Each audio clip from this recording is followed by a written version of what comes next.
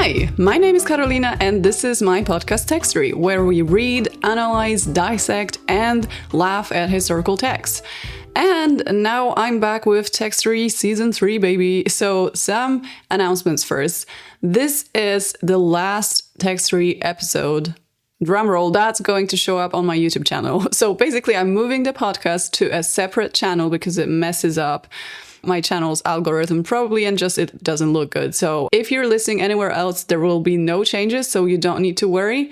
But if you're listening on YouTube or YouTube Music, you need to worry. So for the future episodes, any episode after this one, I need you to head to youtube.com/@Textory the podcast, or you can just, throw Textory the podcast into the search bar and hopefully it shows up. You could preferably subscribe, and this is kind of important because otherwise you're probably not going to see the future episodes unless you search for them. So this is a big change.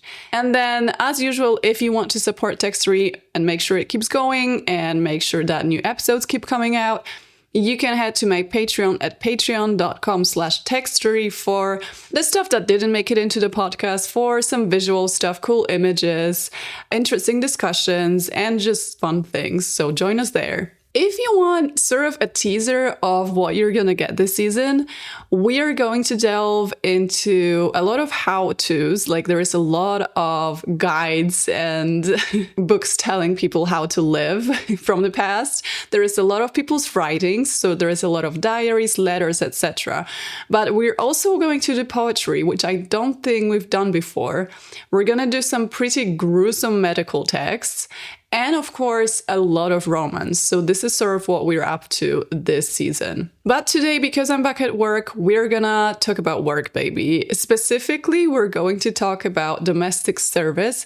So basically all sorts of stuff that people were hired to do at other people's households. I think it's really interesting how this industry has almost completely died out, and in a short period of time compared to how long it existed.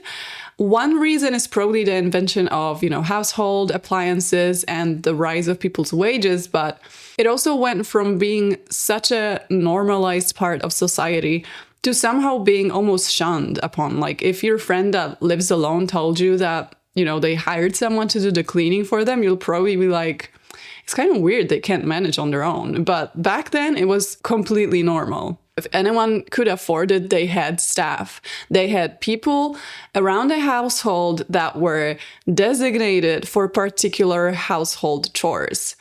It's kind of crazy to think about. And not surprisingly, this industry was absolutely dominated by women. It was one of the only industries that was dominated by women, to be honest. Today, we're talking about 19th century specifically. And in 1881, 1.6 million women, so that was 35% of the female population in the UK, they worked in domestic service. And I know we're like, okay, they worked 12 to 15-hour days, they were exhausted, they were absolutely mistreated, they were living in poor conditions, they were probably harassed, they had no free time, they had no private life, completely miserable. But at the same time, I personally think it's important to remember that for many women, it was one of the only opportunities for independence and work that was relatively safe. I can imagine there were many young women in a position where they couldn't really afford not to work, but they wanted a job that would still allow them to be respected by the society, and maybe a job that was not very deadly, preferably. So the text that we're reading today was written for women like these, for women that were seeking independence and employment, for women who just came to the conclusion that, from all of the options, being a domestic servant seems dignified enough. I think also some people back then considered domestic service an appropriate job for young ladies because it could, prepare them for marriage. So today we're reading Instructions in Household Matters, or The Young Girl's Guide to Domestic Service, 1845. That was published in London, and it was, that's what the cover says. It was written by a lady with an especial view to young ladies intended for service on leaving school. So from my understanding, this was aimed at girls probably in their late teens that have just attended school, so they had some education, but domestic service was still their best option, or maybe just something they wanted. The duties of a domestic servant.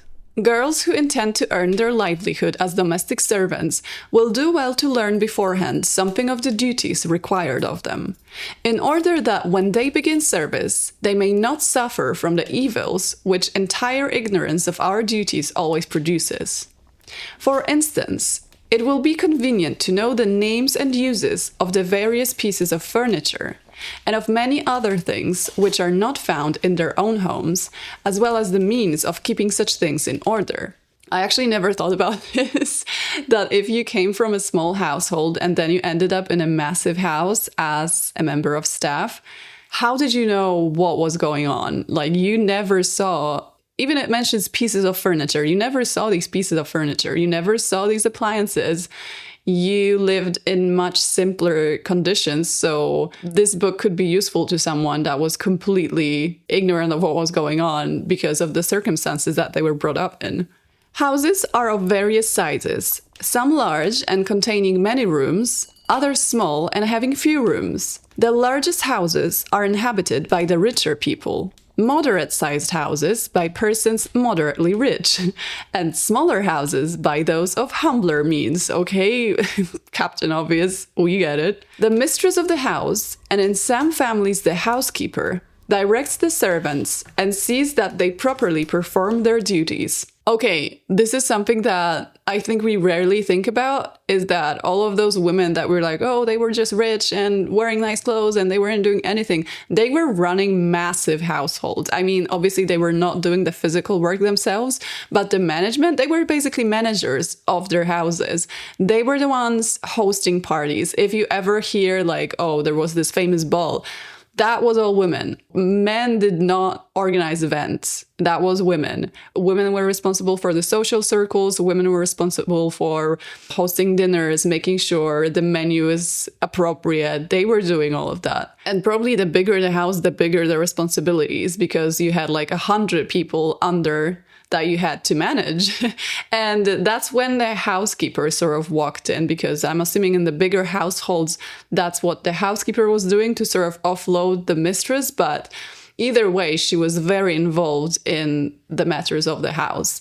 But of course, the actual work was done by the servants. Many persons keep but one servant, who is called a maid of all work, because she has many different kinds of work to do. She has to light fires, to cook, to clean, scrub floors, to make beds, to wait, to wash dishes, cups and saucers and spoons, to clean saucepans, candlesticks and stoves, and sometimes even to help the children. This seems a great deal for one person to undertake, and it certainly requires industry, attention, forethought, and regularity. All I'm thinking when I'm reading all these tasks and like how one person was supposed to do it, I'm like, this is kind of what we do nowadays. I mean, I'm not saying their work was not difficult, because it was, but it's more about how we are expected to do a lot of work and it's supposed to feel normal, when in the past you hired people to do it because it was so much. And obviously it's gotten a bit easier with all the household appliances that we now have, but basically they're describing an average day of a stay-at-home mom, and they're like, this seems a great deal for one person to undertake. They do acknowledge that it was basically a job for many people that was done by this one maid. In some houses, several housemaids are kept, and more than one cook. Also a kitchen maid or scullion, whose business it is to clean the utensils used in cookery, to wash the plates and dishes, to assist the cook, and to clean the kitchens. The kitchen maid's place is a good situation for a girl to begin with who wishes to be a cook, since she sees cookery and after a time assists in it, and thus has the opportunity of learning a great deal. In large houses, there are laundry maids who wash and iron the linen, dairy maids who milk the cows and make butter and cheese, nursery maids who attend the children, ladies' maids who dress, wait upon, and do needlework for the ladies of the family, and the housekeeper who directs all the maid servants and overlooks the rooms and furniture. She is a sort of second mistress and is to be obeyed accordingly. So they're saying that you should treat the housekeeper same as the mistress, basically. She is like the absolute boss. Then they give a description of different jobs that you had to do. as you worked in service. And there is a lot of stuff that they're talking about. You had to clean a stove, you had to make a bed. There's instructions for each of this, but I'm going to omit it because it's just not that interesting. How to sweep a bed chamber, to scrub a floor, sweep a carpeted room, dust furniture, take care of papers, how to prepare linen for the wash, how to treat china and cups and saucers and all that stuff, how to wash plates. There's a lot of stuff that they're talking about. What I find interesting, and this one I'm going to read, is they describe waiting at a table. So basically that was it was kind of similar to being a waiter today, but probably treated with even less respect than waiters get nowadays, which I think is ridiculous. There's this weird power dynamic. I don't know why. It always feels a little bit awkward when someone waits on you. I know they're getting paid, but somehow it just feels awkward because I'm like, I could have taken the plate myself, and it feels so strange to have someone just do it for me. It's a bit archaic, I think. Weirdly. I don't know. It just feels very old-fashioned. So every time someone waits on me, I'm always like, doing my best to make them feel comfortable, but I feel like I'm making it worse. It's kind of strange. So back then you had to wait on your boss, basically, right? You had to wait on the family that you worked for, and that was every meal. Every morning, after the breakfast things have been washed, the beds made, and the chambers arranged, the dinner tray should be prepared. So they prepared the dinner tray in the morning. That was sort of the planning that they were down for.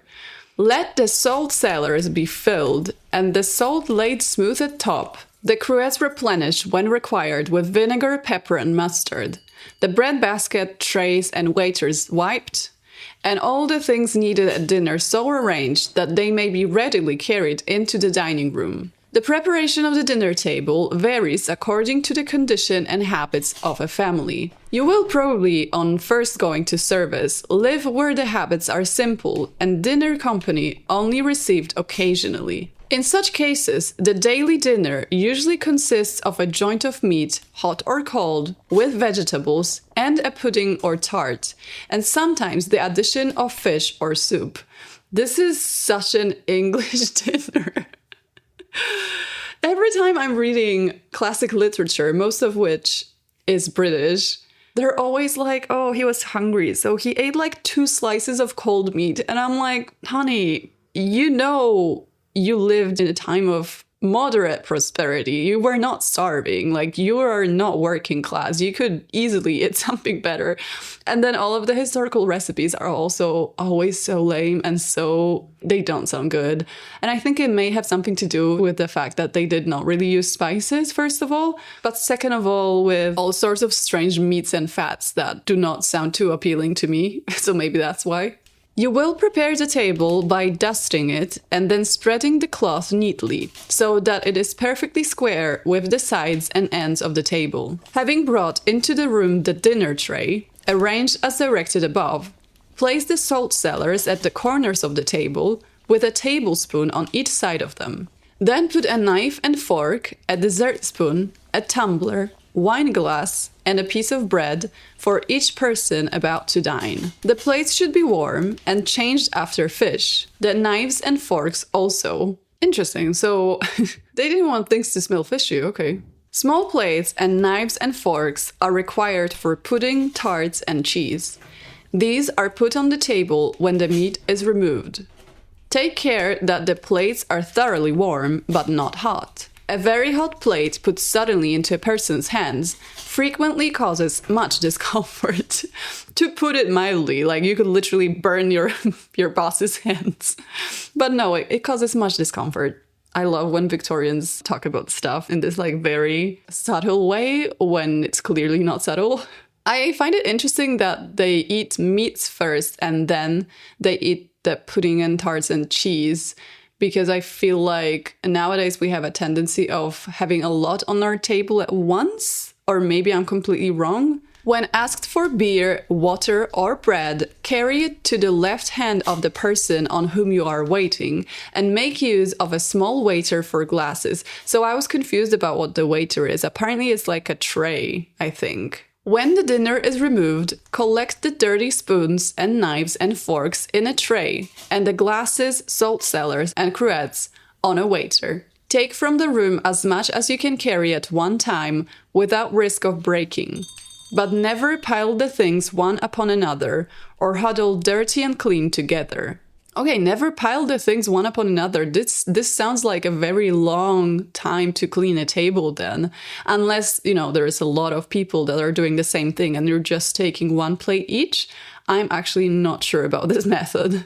But I'm assuming it was to avoid maybe making noise or drawing attention to yourself or then accidentally breaking the stuff. Before taking off the cloth, remove all crumbs of bread with a brush. As soon as you have taken out the tablecloth, shake it well and put it into the napkin press. After dinner, wash up the glasses and the plates and put them in their respective places. The great excellence of a good waiter is to be quick, to be quiet, to be attentive. To spill nothing, to break nothing, to throw nothing down. I'm sorry. I thought about the other way of throwing it down. To make no bustle, to see what is required, and not keep anyone waiting. To have everything that will be needed in the room, to avoid running in and out. Okay, that seems solid advice for a Victorian maid. It's interesting how obsessed they were with the staff being completely invisible. And this is something that they also mentioned in the next paragraph, which I find really interesting. One other caution is necessary. The guests at a dinner table usually converse, and their conversation is mostly amusing and likely to entertain a servant as well as themselves. But if the servant attends to what is passing among the dinner party, the business of waiting will not go on well. A servant must therefore endeavor to hear only what is addressed to herself. When I started reading this paragraph, I thought they're gonna be like, you're not one of them. You can listen, but don't laugh because you're not supposed to hear what they're saying. But what they're actually saying is, you're gonna get distracted. The jokes are gonna be really good. You're gonna get distracted, girl. Don't listen. Focus on what you're doing and maybe only listen when they're calling your name.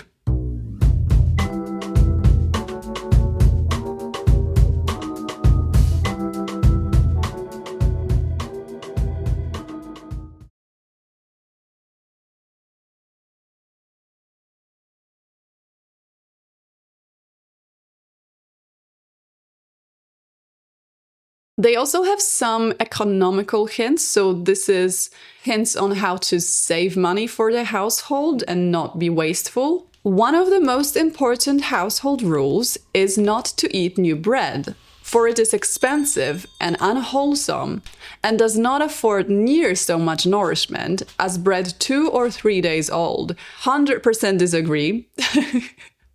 I hate this. I feel like generations have been traumatized by this rule, where you buy or get or make fresh bread that smells like heaven, and your mom's like, yeah, but we still have the old bread that we're gonna eat first. This is a never-ending cycle of trauma because you have to eat the old bread, so by then the new bread turns old, and like, when am I gonna eat the new bread? When is that gonna happen? But then they also have a solution for that. Stale rolls or bread of any kind may be made to taste like new by dipping them in cold water and heating them in an oven or toasting them. I was way too old when I learned this, I have to admit. There have been several breads that have gone to waste in my household because I thought there is no way to save them.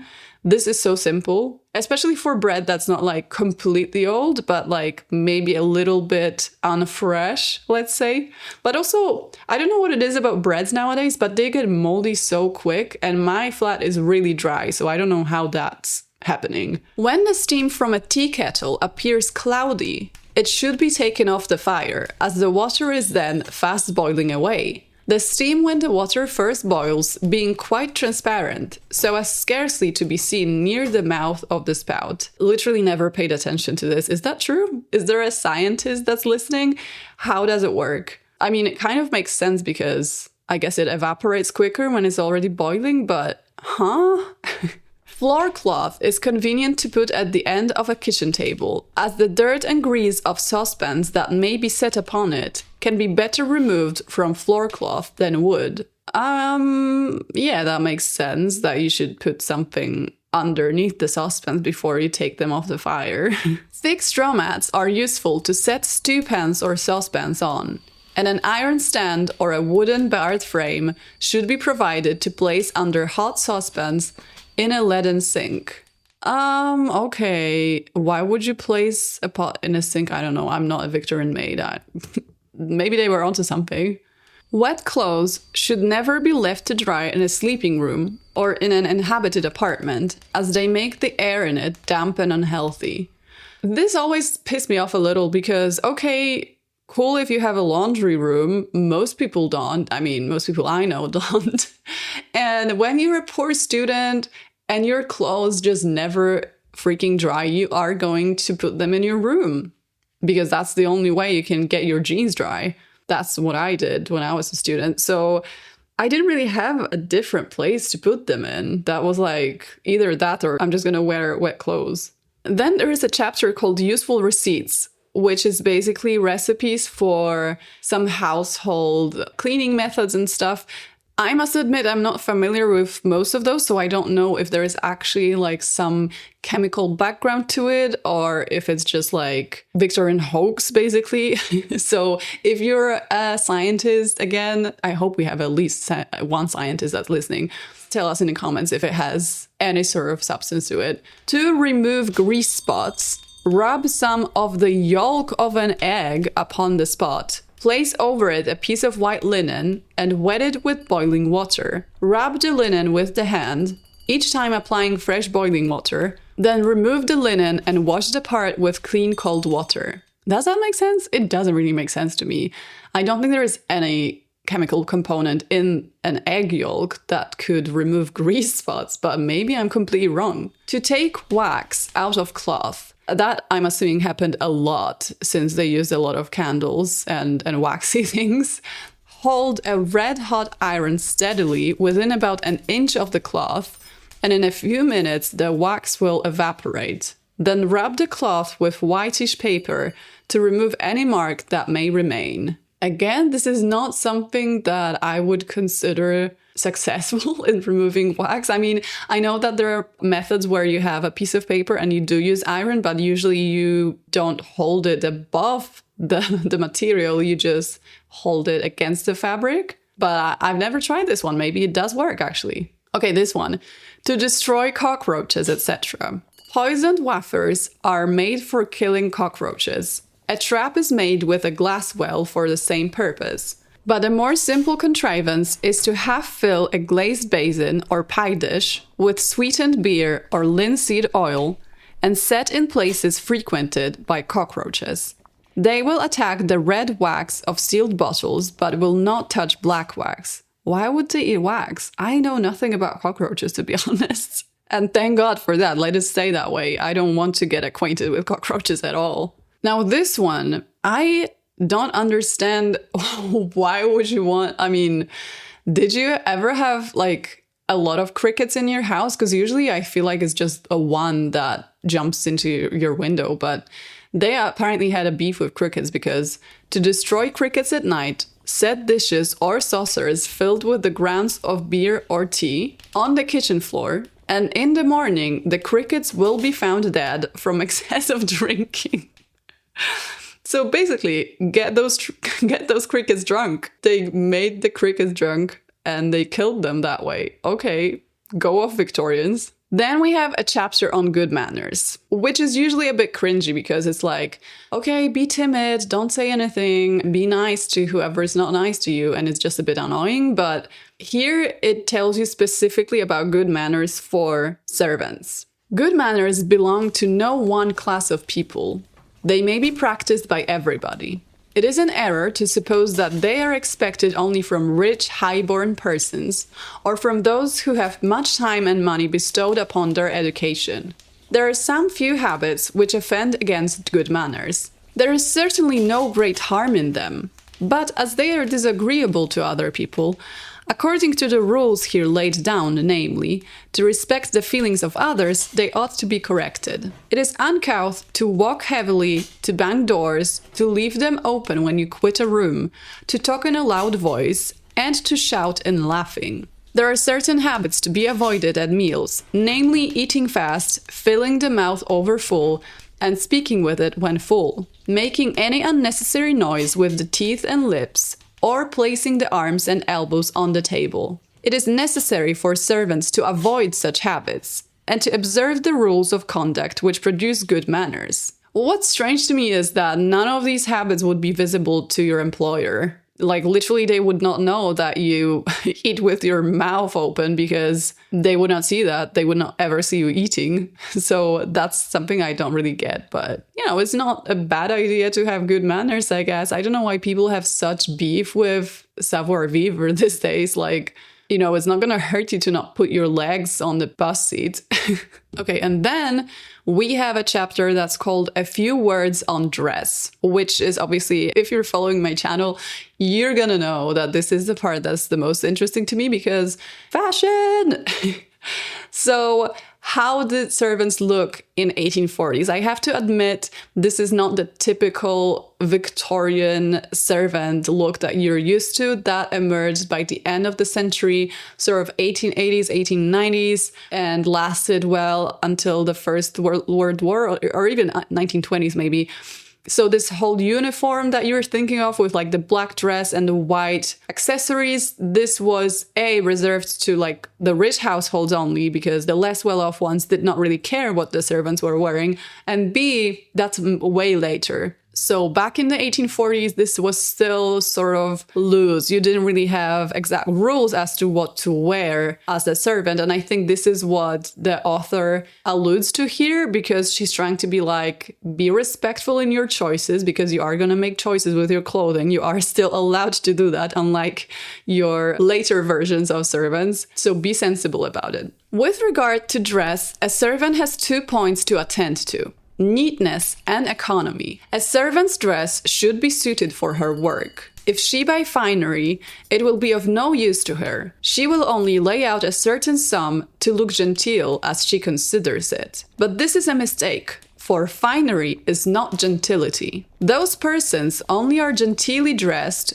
whose attire is suitable. I mean, she has a good point. If you dressed above your station and then you worked as a servant, back then it would probably be considered in bad taste, and it will be like, watch what you're doing because you don't want to look better than your employers because they're going to get pissed at you. So you had to certainly be careful about the clothing choices that you made because you did not want to draw attention to yourself and you did not want the mistress of the house or any women in the house be annoyed at you dressing well because they might fire you, basically. That's how I think it went down back then. The servant who during her dirty work has on a dark gown, a plain cap, and a pair of stout shoes, and a blue apron, and who, when her rough work is over, puts on a simple net cap with a quiet colored ribbon, a clean cotton or stuff gown, and a white apron, is as genteel in her situation as the mistress of the house in hers. This is interesting because it's basically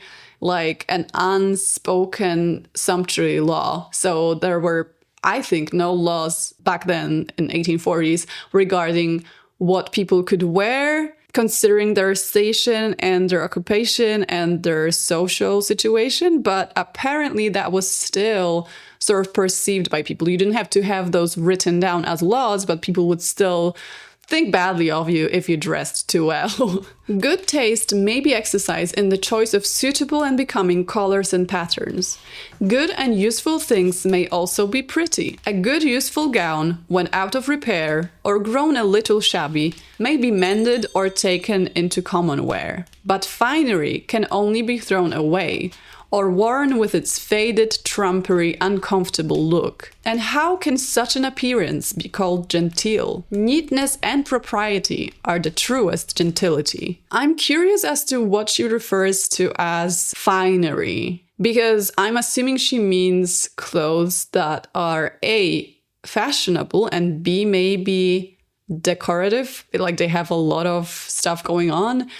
But I'm not sure why she says that a fine gown would have to be thrown away or worn with its faded, trumpery, uncomfortable look. So she must mean like fashionable gowns that you can tell were fashionable like 2 years ago. 2 years after, because I don't think there were any gowns back then that you could not mend and readjust and make it work years after. But maybe if something was clearly like a current trend, it aged pretty badly and it aged very quickly. Maybe that's what she means. Accustom yourself in early youth to repair your clothes and to make them last as long as possible. Let your undergarments be as neat and whole as your upper clothing. There are 2 old sayings well worth remembering and observing.